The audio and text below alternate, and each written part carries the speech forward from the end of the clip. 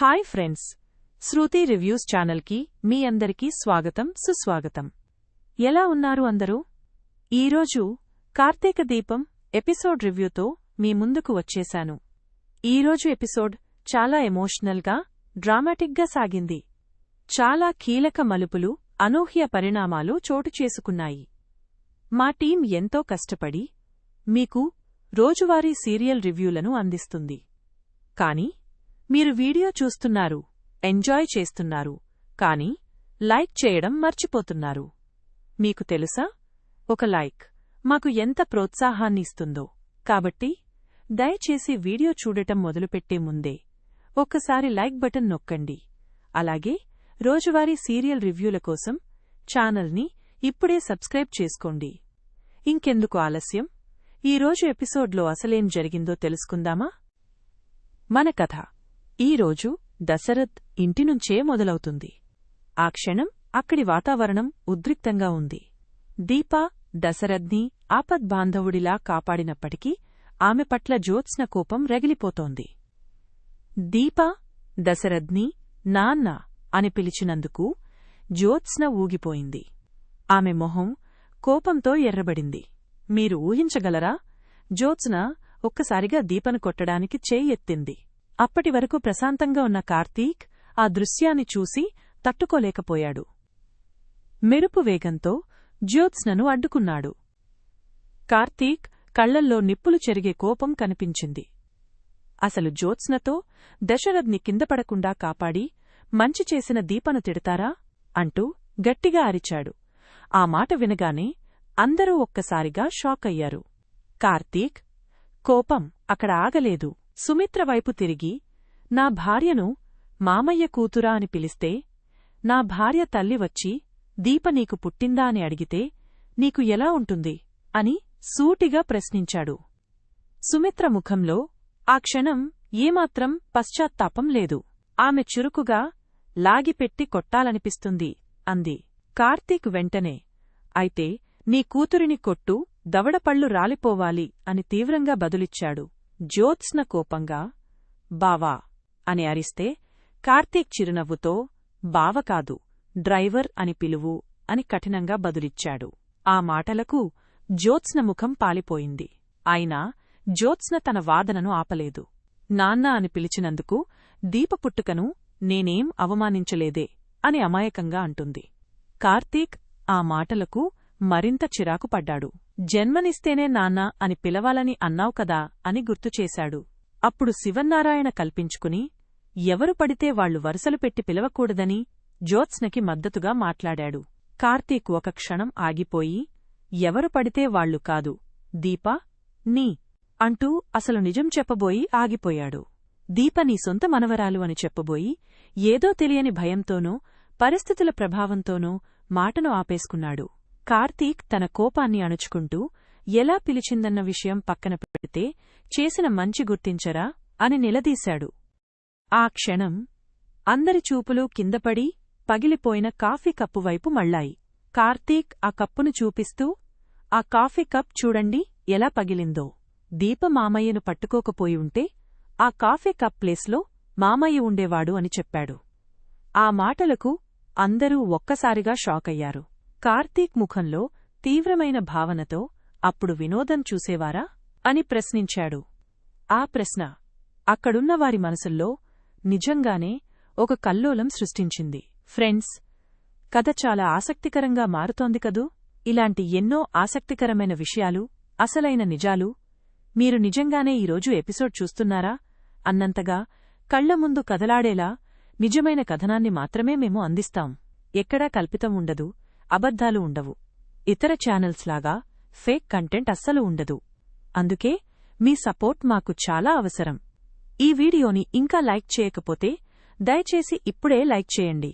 అలాగే ఇలాంటి రోజువారీ రివ్యూల కోసం మన ఛానల్ని సబ్స్క్రైబ్ చేసి మన కుటుంబంలో ఒకరిగా మారండి. అప్పుడే మీరు ఏ అప్డేట్ కూడా మిస్ అవ్వకుండా ఉంటారు. ఇప్పుడు కథలోకి తిరిగి వెళ్దాం. ఆ తర్వాత ఏం జరిగిందంటే, కార్తీక్ మాటలకు శివన్నారాయణ ఆలోచనలో పడ్డాడు. ప్రమాదం జరగకుండా కాపాడింది ఎవరైనా సరే వాళ్లకు కృతజ్ఞతలు చెప్పాల్సిందే అని శివన్నారాయణ గంభీరంగా అన్నాడు. ఆ మాట వినగానే కార్తీక్ ముఖంలో సంతోషం కనిపించింది. వెంటనే అందుకే ఆవేశంగా చేయెత్తిన జ్యోత్స్న, నా భార్య దీపకు సారీ చెప్పాల్సిందేనని కార్తీక్ గట్టిగా అడిగాడు. జ్యోత్స్న పట్టువదలలేదు. నేను సారీ చెప్పను అని మొండిగా అంది. ఆ మాటలకు శివన్నారాయణకు తీవ్రమైన కోపం వచ్చింది. కాస్త నోరు మూస్తారా అని అరిచాడు. ఆ తర్వాత కాపాడాలనే కంగారులో నాన్న అని దీప పిలిచింది. దాన్ని క్షమించవచ్చు అని చెప్పాడు. అంతేకాదు, అలాగే దీప చేసిన మంచి పనిని గుర్తించకుండా జ్యోత్స్న చేయి ఎత్తడం తప్పే అని శివన్నారాయణ స్పష్టం చేశాడు. ఇంతలో తాత తీర్పును అడ్డుకోవాలని జ్యోత్స్న తాత అని అరిచింది. శివన్నారాయణ ఆగ్రహించడంతో భయపడి సారీ అంది జ్యోత్స్న. నాకు కాదు, దీపకు సారీ చెప్పు అని శివన్నారాయణ కోపంగా చెప్పాడు. కార్తీక్ వ్యంగ్యంగా సారీ చెప్పండి ఓనర్గారు అని జ్యోత్స్నను ఉద్దేశించి అన్నాడు. దశరథ్ కూడా దీపకు నువ్వు క్షమాపణ చెప్పి తీరాలి అని జ్యోత్స్నకు చెప్పాడు. చివరికి తప్పనిసరి పరిస్థితుల్లో జ్యోత్స్న గొంతు తగ్గించి సారీ దీపా అంది. కార్తీక్ అసలు తగ్గలేదు. టాప్ పగిలిపోయేలా అరిచారే, ఆ టోన్లో చెప్పండి అని మరింత పట్టుబట్టాడు. జ్యోత్స్న విసుగుతో సారీ చాలా అని గట్టిగా అరిచింది. శివన్నారాయణ అక్కడితో ఆపలేదు. ఇంటి పెద్దరికాన్ని ఇంకోసారి ప్రశ్నించకు అని జ్యోత్స్నకు గట్టిగా వార్నింగ్ ఇచ్చాడు. ఈ సంఘటన తర్వాత దీప దశరథ్ వద్దకు వచ్చి కింద పడకుండా పట్టుకునే తొందరలో నాన్న అని పిలిచానని క్షమించండి అని వినయంగా అంది. దశరథ్ వెంటనే నువ్వు నా కూతురులాంటి దానివే అని ఆప్యాయంగా బదులిచ్చాడు. దశరథే తన సొంత తండ్రి అని దీపకు తెలిసినా ఆమెకు ఆ నిజం చెప్పలేని నిస్సహాయ స్థితి. ఆ క్షణంలో ఆమె మనసు ఎంతగా బాధపడిందో ఊహించలేం. అయితే సుమిత్ర అక్కడితో ఆగలేదు. దీపతో కఠినంగా నా భర్తను కాపాడితే రేపు పడబోయే శిక్ష నుంచి తప్పించుకోవచ్చనే ఆలోచనలు ఉన్నాయేమో నీకు అని అంది.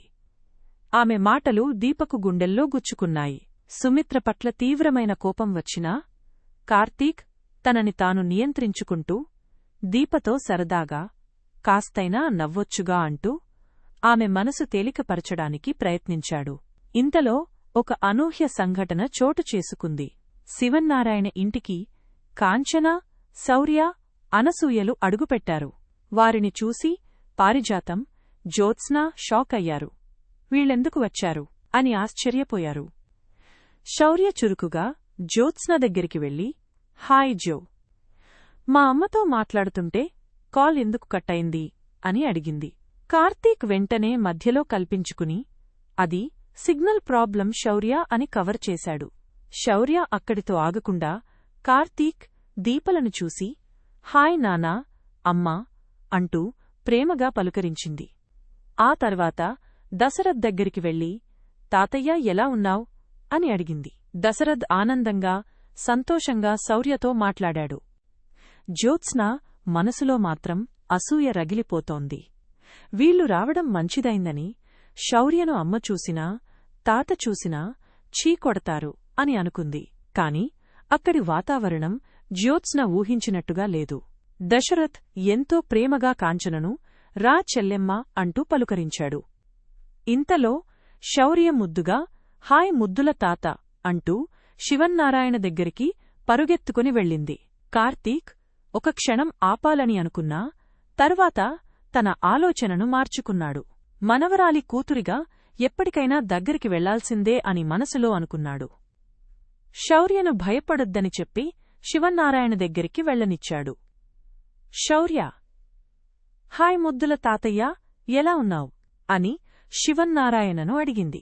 జ్యోత్స్న పారుతో గుసగుసలాడుతూ తాత రియాక్ట్ అయితే ఈ పిల్ల పారిపోతుంది అని అంది. కాని శౌర్య మాత్రం ఏమాత్రం భయం లేకుండా నీకోసం నారింజ మిఠాయి తెచ్చా, తీసుకో అని ముత్తాత శివన్నారాయణకు అందిచ్చింది. శివన్నారాయణ శౌర్యను కోపంగా చూస్తాడేమోనని దీపకంగారు పడింది. జ్యోత్స్న ఏదో మాట్లాడబోతుంటే శివన్నారాయణ ఆమెను అడ్డుకుని పిల్లల ముందు ఏం మాట్లాడుకోవాలో అవే మాట్లాడుకోవాలి అని గట్టిగా చెప్పాడు. పెద్దవాళ్లమీద ఉన్న కోపం పిల్లలమీద చూపించాల్సిన అవసరం లేదు అని శివన్నారాయణ చెప్పడం అక్కడున్న అందర్నీ ఆశ్చర్యపరిచింది. అందరినీ ఆశ్చర్యపరుస్తూ శివన్నారాయణ చిరునవ్వుతో శౌర్య తెచ్చిన నారింజ మిఠాయిని తీసుకున్నాడు. దీన్నే ఇద్దరం తిందాం అని ప్రేమగా అన్నాడు. శౌర్య వెంటనే ఆ నారింజ మిఠాయిని తన నోటితో విరిచి సగం శివన్నారాయణకు అందించింది. శివన్నారాయణ ఆశ్చర్యపోయి, నువ్వు నాకంటే తెలివైన దానివే అంటూ శౌర్యను నారింజ మిఠాయి తినిపించాడు. శౌర్య కూడా ముద్దుగా ముత్తాతకు నారింజ మిఠాయి పెట్టింది. ఈ దృశ్యం అందరినీ కదిలించింది. అయితే కాంచన, నాన్నా అని శివన్నారాయణను పలుకరించగా ఆయన ఆమెను పలుకరించకుండానే అక్కడినుంచి వెళ్లిపోయాడు. ఆ క్షణం కాంచన ముఖంలో బాధ స్పష్టంగా కనిపించింది. ఆ తర్వాత శౌర్య సుమిత్రమ్మ దగ్గరికి వెళ్లి హాయ్ అమ్మమ్మ అని పలుకరించింది. సుమిత్రమ్మ కూడా శౌర్యను మమ్మీ దగ్గరికి కూడా రానివ్వదని జ్యోత్స్న మనసులో అనుకుంది. దీప కూడా సుమిత్రమ్మ ఏమంటారో అని కంగారుపడింది. కాని కార్తీక్ మనుషులు ఎలాంటివారో తెలుసుకునే టైం ఇదే అని దీపతో అన్నాడు. శౌర్య ఎలా ఉన్నావ్ అమ్మమ్మా అని అడిగితే సుమిత్ర ఆశ్చర్యంగా నవ్వుతూ బాగున్నానే, నువ్వు ఎలా ఉన్నావ్ అని బదులిచ్చింది. జ్యోత్స్న అడ్డుకోవాలని మమ్మీ శౌర్య అని పిలిచింది. కాని సుమిత్ర ఆమె మాట వినకుండా పిల్లలు పెద్దల ఆస్తులకు వారసులు, తప్పులకు కాదు అని చెప్పి జ్యోత్స్నను నిశ్శబ్దం చేసింది. శౌర్య తెచ్చిన నారింజ మిఠాయిలను సుమిత్ర, దశరథ్ ఆనందంగా తిన్నారు. ఈ దృశ్యం చూసి కార్తీక్, దీపలు అమితంగా సంతోషించారు. కాంచన కూడా సంతోషంగా మీ బావ మామూలోడు కాదు, యుద్ధం చేయకుండానే గెలిచేశాడు అని అంది. కాంచన, వదిన అని సుమిత్రను పలుకరించినా సుమిత్ర మాత్రం బదులివ్వలేదు. ఆ తర్వాత సుమిత్ర దీపతో ఇంటికి వచ్చినవారికి మర్యాద చేయాలి కదా, తాగడానికి ఏదో ఒకటి ఇవ్వు అంది. ఈ మాటలకు జ్యోత్స్న పౌరుషంగా నువ్వు మమ్మల్ని ఎలా చూస్తే నిన్ను మేం అలానే చూస్తాం అని దీపతో పొగరుగా అంది. అక్కడితో ఆగకుండా నా రూంలో దుమ్ము ఉంది, క్లీన్ చేసేందుకురా అని దీపను పనిమనిషిలా పిలిచింది. పారిజాతం కూడా దీప మా ఇంట్లో పనిమనిషి కదా, పిలిస్తే రావాల్సిందే అని జ్యోత్స్నకు వంతపాడింది.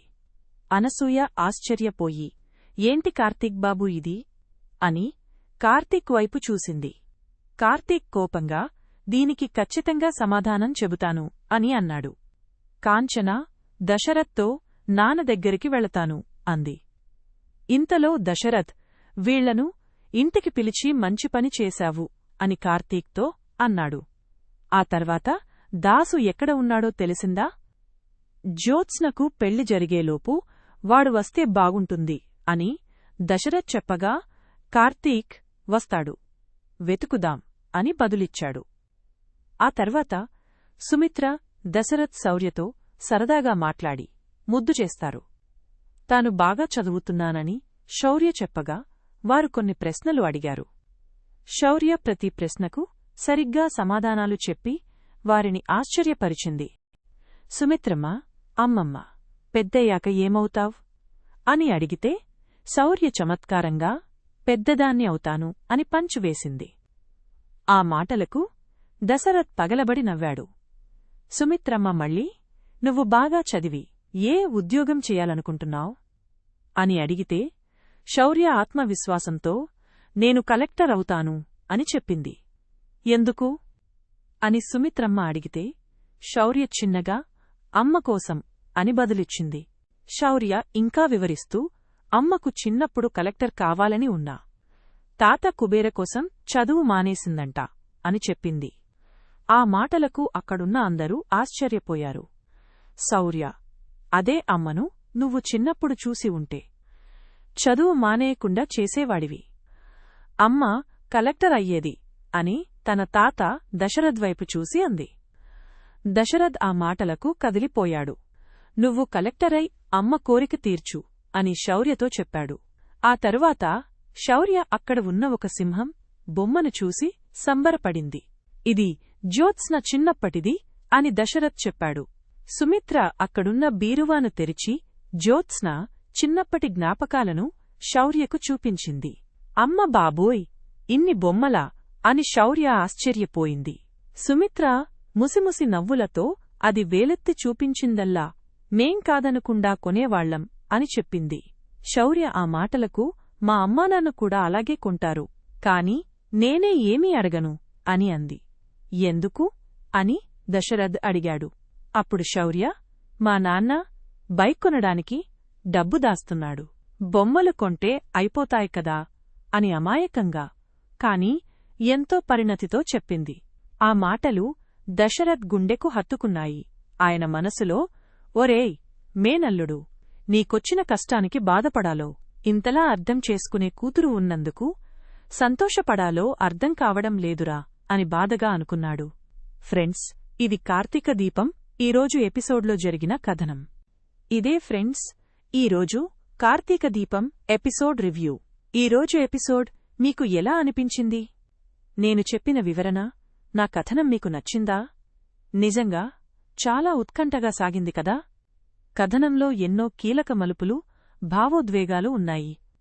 మీకు ఈ రివ్యూ నచ్చిందంటే దయచేసి ఒక్క లైక్ చేయడం మర్చిపోకండి. మీ లైక్ మాకు ఎంతో శక్తినిస్తుంది. అంతేకాకుండా ఈరోజు ఎపిసోడ్పై మీ అభిప్రాయాన్ని తప్పకుండా కామెంట్ చేయండి. మీ కామెంట్లు ఇతర వ్యూవర్స్తో కూడా చర్చకు దారితీస్తాయి. మీ అభిప్రాయాలు పంచుకోవడం ద్వారా మన కమ్యూనిటీ మరింత బలపడుతుంది. ఇలాంటి రోజువారీ ఎపిసోడ్ రివ్యూలు, అప్డేట్స్ మిస్ కాకుండా చూడాలంటే వెంటనే మన శృతి రివ్యూస్ ఛానల్ని సబ్స్క్రైబ్ చేయండి. పక్కనే ఉన్న గంట సింబల్ని కూడా నొక్కడం మర్చిపోకండి. అప్పుడే మా నోటిఫికేషన్స్ మీకు వెంటనే వస్తాయి. మళ్ళీ రేపటి ఎపిసోడ్ రివ్యూతో కలుద్దాం. అప్పటి వరకు సెలవ్.